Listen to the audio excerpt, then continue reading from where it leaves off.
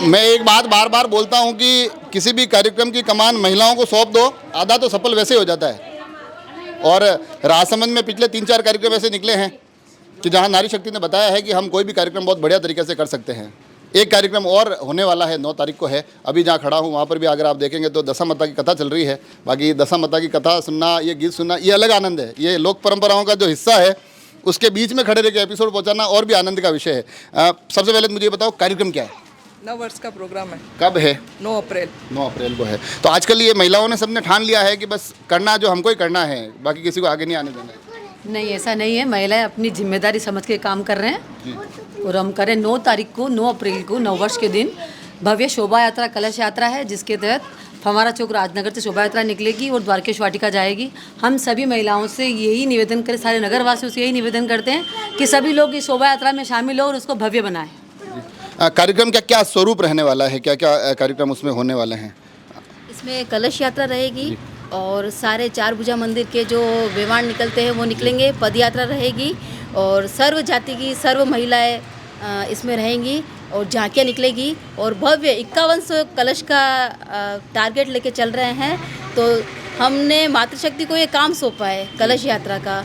तो सबसे ज़्यादा से ज़्यादा संख्या में हमने सोचा कहाँ औरतें मिल सकती, तो अभी चल रहा है दशा माता वाला सीज़न।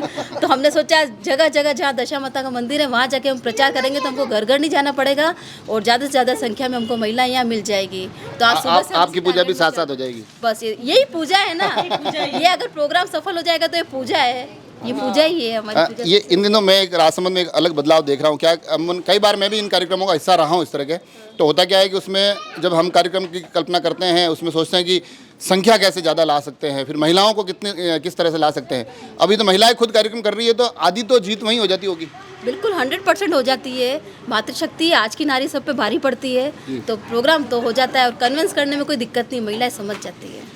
महिलाएं समझ जाती है। थोड़ी सी और बात करेंगे। कार्यक्रम जैसे अभी एक हमने देखा था वो जो राजसमंद झील पर जब राम मंदिर वाला एक रामोत्सव हुआ था, उसके अलावा भी बहुत सारे कार्यक्रम हुए हैं। अभी एक अलग कार्यक्रम आया है, तो इन दिनों ऐसा भी लग रहा है कि जो सनातन संस्कृति से जुड़े हुए जो कार्यक्रम है उसमें भी राजसमंद में महिलाएं एक बहुत महत्वपूर्ण भूमिका निभा रही है। हाँ, ये एक्चुअली है ना, हिंदुत्व को इकट्ठा करने के लिए, ये ऐसे 51 मतलब कलश लेने के लिए नहीं कि लोग ये आए वो आए, ऐसे नहीं, कि अपना हिंदू समाज लोगों को लगे कि भाई अपना हिंदू सब एक हैं। इसके लिए लोगों को कि भाई ये कलश के मात्र ही औरतें आए। तो ये जब पुरुषों को बुलाते हो आप इन कार्यक्रम में तो क्या करते हो? उनको निमंत्रित करते हो या फिर ये बोलते हो कि भाई आज घर पे खाना वाना नहीं है, वहाँ आना ही है? क्या नहीं क्या भैया, सिस्टम रहता है? ये आरएसएस का प्रोग्राम है और उसकी मातृशक्ति हम ये प्रचार का कार्य कर रहे हैं। जी, नवरात्रि है ना, व्रत रहेगा उस दिन पूरा इन्होंने सब तरीके। पर मेरे को अच्छा लग रहा है कि ये कार्यक्रम में इन्होंने लंबी चौड़ी रूपरेखाएं बनाई है। 2 लोग और इनसे भी बात कर ही लेते हैं, बाकी ये नाराज हो जाएंगे। अपनी नहीं बता दो ना आप क्या। मुझे ये बताओ कि अमूमन जो पहले कार्यक्रम देखते थे हम, तो महिलाओं की संख्या जुटाना भी मुश्किल होता था। मतलब कि हम 51 कलश हो जाए, 101 कलश हो जाए। अब तो स्थिति है जो आप लोगों की जो वर्किंग टीम बनती है वो भी इतनी बड़ी बन जाती है कि लगता है कि ये काम तो आराम से हो जाएगा। अगर मन में ठान लेते हैं ना, महिला शक्ति जो है मन में ठान लेगी कि ये करना है हमको, तो हम करके ही रहेंगे। एक आखिरी सवाल आपसे पूछ लेता हूँ, आप वो बच्चे को संभाल भी रहे हैं।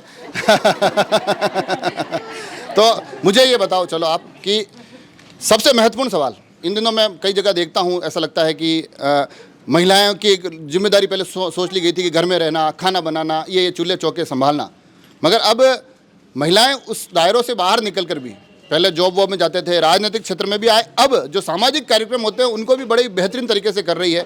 ये बदलाव को कैसे देखते हैं आप? नहीं, ये बहुत अच्छा लग रहा है कि इससे कि एक दूसरे को प्रेरणा मिलती है। जैसे आज मैंने बाहर आके किया तो कल मेरी दूसरी बहनों को लगा गया कि मुझे भी ये काम करना चाहिए, ताकि ये सामाजिक सेवा और निस्वार्थ भाव से काम करने का एक मौका मिला है और उसमें अपना सर्वस्व करके हम काम करते हैं। और अब तो इतना अच्छा लगने लगा है कि पूरे राजसमंद में किस तरह से प्रचार करना है हमको पता है कि ये एरिया कहाँ से कहाँ तक हमको करना है, ये कहाँ से कहाँ तक हमको करना है। बड़े आनंद के भाव से और निस्वार्थ भाव से हम ये काम करते हैं। ना तो कोई पद है, ना कोई लालसा है, बस आनंद ही आनंद है। तो देखा आपने, आनंद ही आनंद है। और जब महिलाओं ने मोर्चा संभाल लिया है तो कार्यक्रम का सफल होना भी तय है।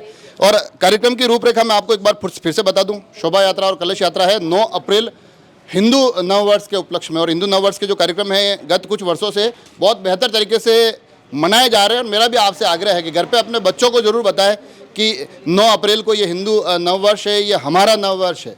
हमें किसी दूसरे नववर्ष से कोई समस्या नहीं है। मगर अपना अगर खुल के ना मनाए तो फिर उसका मज़ा थोड़ा कम हो जाता है। तो ये एक आयोजन है जिससे आप जुड़ सकते हैं। उसके बाद शोभा यात्रा है, विशेष आकर्षण में जो आपने बताया 5100 कलश की यात्रा है, और उसके आखिर में आते आते फिर धर्म सभा का भी इसमें व्यवस्था की गई है, उसका भी आयोजन किया जाएगा। ज्ञानानंद जी, प्रवचन दिया जाएगा सत्य सनातन धर्म पर, ताकि ज़्यादा से ज़्यादा लोग हिंदू धर्म के जो जुड़े और अपने धर्म को आगे लाए, और एक बड़ी संख्या में सबको लगना चाहिए कि सत्य सनातन धर्म की मजबूत बने और उसकी जीत हो। ये जो नारों में हम जय बोलते हैं वो धरातल पे जय दिखनी चाहिए। कुल मिलाकर ऐतिहासिक प्रोग्राम 9 अप्रैल 2024, समय दे रखा है 3 बजे, और मैं इस कार्यक्रम के माध्यम से, इस एपिसोड के माध्यम से किसी को आमंत्रित नहीं कर रहा हूँ, क्योंकि आमंत्रण अतिथियों को दिए जाते हैं। ये घर का कार्यक्रम है, सभी को आना है और जिम्मेदारी निभाना है। जुड़े रहे राजसमंद एक्सप्रेस से। धन्यवाद।